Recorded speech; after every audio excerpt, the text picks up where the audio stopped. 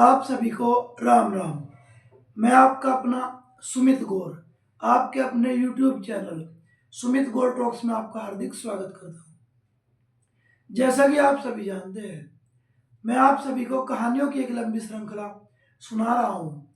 उसी क्रम में आज फिर डे 22 पर एक नई कहानी के साथ आप सभी के समक्ष उपस्थित हूँ। आज की कहानी बड़ी ही रोचक है, तो आशा करता हूँ आप सभी इस कहानी को पूरी सुनेंगे, जिससे कि आपको पूरी कहानी का महत्व समझ में आए। तो आज की कहानी का जो शीर्षक है उसका नाम है महाराज दशरथ। आज मैं आपको बताऊंगा महाराज दशरथ के जन्म लेने का रहस्य क्या है।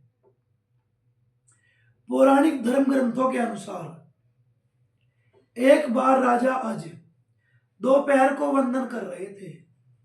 उस समय लंकापति रावण युद्ध की मंशा से उनके समीप आया। उसने दूर से देखा राजा अज भगवान शिव का वंदन कर रहे हैं। राजा अज ने भगवान शिव का वंदन करते हुए जल को आगे अर्पित न करके पीछे की ओर फेंक दिया। यह देखकर रावण को बड़ा आश्चर्य हुआ कि राजा अज ने जल को पीछे क्यों फेंक दिया। तो लंकापति रावण राजा अज के समीप पहुंचा और राजा अज से पूछने लगा कि वंदन में हमेशा जल आगे की ओर अर्पित किया जाता है, लेकिन आपने जल को पीछे क्यों फेंका। तब राजा अज ने लंकापति रावण को बताया, जब मैंने आंखें बंद करके मैं ध्यान कर रहा था, शिव का अर्चन पूजन कर रहा था, तब मैंने जंगल में देखा कि एक गाय घास चर रही है। उसके पीछे एक शेर आक्रमण करने ही वाला था। तभी मैंने गाय की रक्षा के लिए जल पीछे की तरफ फेंक दिया। रावण को यह बात सुनकर बड़ा ही आश्चर्य हुआ कि एक योजन दूर रावण ने वापस जाकर के देखा तो एक गाय हरी हरी घास चर रही है, जबकि शेर के पेट में कई बाण लगे हैं और वह घायल अवस्था में पड़ा है। अब रावण ने सोचा, जो पुरुष जल के द्वारा ही बाण बना देता है और बिना लक्ष्य साधन किए ही लक्ष्य को भेद देता है, उसके साथ मैं युद्ध में नहीं जीत सकता। ऐसा विचार कर रावण अपनी लंका नगरी को लौट गया। तो इसके बाद एक दिन राजा अज जंगल में भ्रमण करने के लिए निकले तो वे एक सरोवर पर पहुंचे। वहां उन्होंने एक सुंदर कमल देखा। राजा अज कमल को प्राप्त करने के लिए जैसे जैसे कमल के समीप जाते, ऐसे ऐसे सरोवर में कमल राजा अज से दूर होता चला गया। राजा उसे पकड़ने के लिए जाते, लेकिन राजा अज कमल को नहीं पकड़ सके। तभी एक आकाशवाणी हुई, हे राजन, आप निसंतान हैं, आप इस कमल के योग्य नहीं है। इस आकाशवाणी को सुनकर राजा अज को बहुत ही हृदय में भयंकर पीड़ा हुई और राजा अज अपने महल में लौट आए और वे चिंताग्रस्त रहने लगे। अब उनकी चिंता को देखकर भगवान शंकर ने एक बार ब्रह्मा जी से कहा कि हे ब्रह्मा जी, तुम यमराज को बुला करके धर्मराज को बुला करके राजा अज के पास किसी ब्राह्मण को भेजो, जो उनकी नगरी अयोध्या में जाकर उनकी संतान प्राप्ति का साधन उपाय कर सके। तो दूर गांव में सरयू नदी के किनारे महातट पर एक बूढ़ा ब्राह्मण और बूढ़ी ब्राह्मण रहती थे। वे दोनों कुटिया बनाकर रहते थे। उनकी टूटी हुई कुटिया घास फूस की थी। तो वे धर्मराज की इच्छा शक्ति से राजा अज के दरबार में पहुंचे और उन्होंने अपनी दुर्दशा कह सुनाई। तब राजा अज ने उन्हें देने के लिए अपने कोषगृह से सोने की असरफियां मंगाई, लेकिन ब्राह्मण ने भिक्षा में उन्हें लेने से इनकार कर दिया। ब्राह्मण ने राजा अज से कहा, यह आपकी निजी संपत्ति नहीं, ये तो प्रजा का धन है। अगर कोई आपका धन हो तो आप उसे दीजिए। तब राजा अज ने अपने गले में पड़े एक सोने के हार को ब्राह्मण को देना चाहा, लेकिन ब्राह्मण ने मना कर दिया कि यह भी प्रजा की संपत्ति है। इस प्रकार राजा अज को बड़ा दुख हुआ कि कोई उनके दरबार से बिना भिक्षा लिए खाली हाथ ही जा रहा है।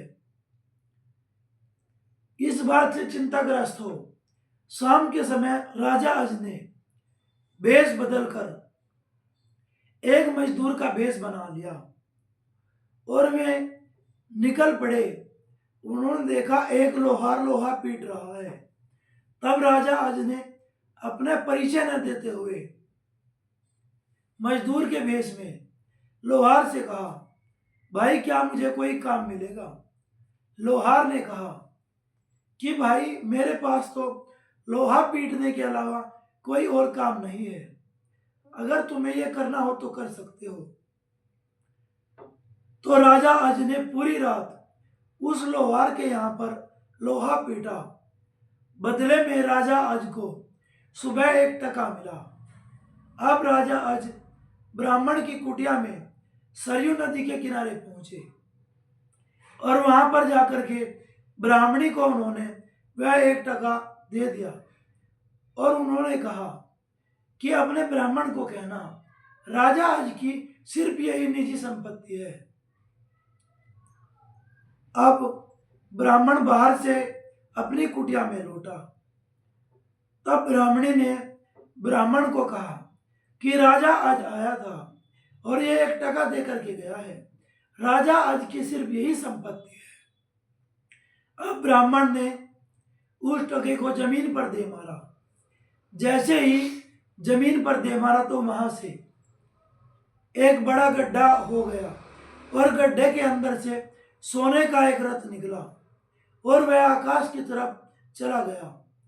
एक के बाद दूसरा रथ निकला और वह भी आकाश की तरफ चला गया।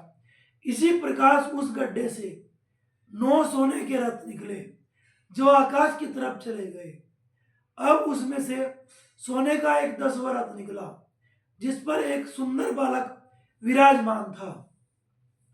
अब ब्राह्मण ने देखा 9 रथ तो आकाश की तरफ चले गए, राजा के 1 टके से यह सोने का रथ निकला है, उस पर एक सुंदर बालक है।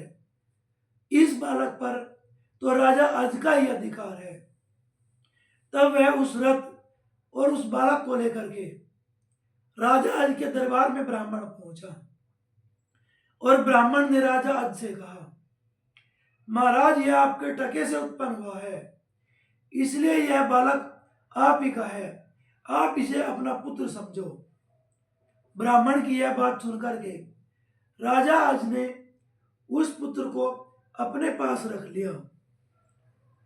अब उस बालक को जो सिर्फ 1 टके से प्राप्त हुआ और 10वें सोने के रथ पर निकला है, 10वें सोने के रथ पे निकलने के कारण राजा ने उस बालक का नाम दशरथ रख दिया।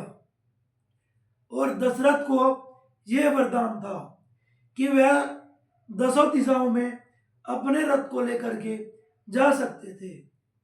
और महाराज दशरथ का असली नाम राजा मनु था, जो 10 दिशाओं में अपना रथ लेकर के जा सकते थे, इसलिए मनु का नाम बचपन में राजा दशरथ पड़ा। आशा करता हूं आज की कहानी आप सभी को बड़ी पसंद आएगी। अगर आपको कहानी पसंद आती है तो कृपया कर मेरे चैनल को सब्सक्राइब कीजिए, अच्छे अच्छे कमेंट कीजिए, मेरी कहानियों को लाइक कीजिए। अगर आपको कहानी पसंद आती है तो अपने दोस्तों, मित्रों, रिश्तेदारों तक भी इन कहानियों को शेयर कीजिए ताकि मैं भी रोज अच्छी अच्छी पौराणिक कहानियों का आनंद ले सके। कल फिर एक नई कहानी के साथ आप सभी के समक्ष उपस्थित होऊंगा। तो तब तक के लिए आप सभी को राम राम।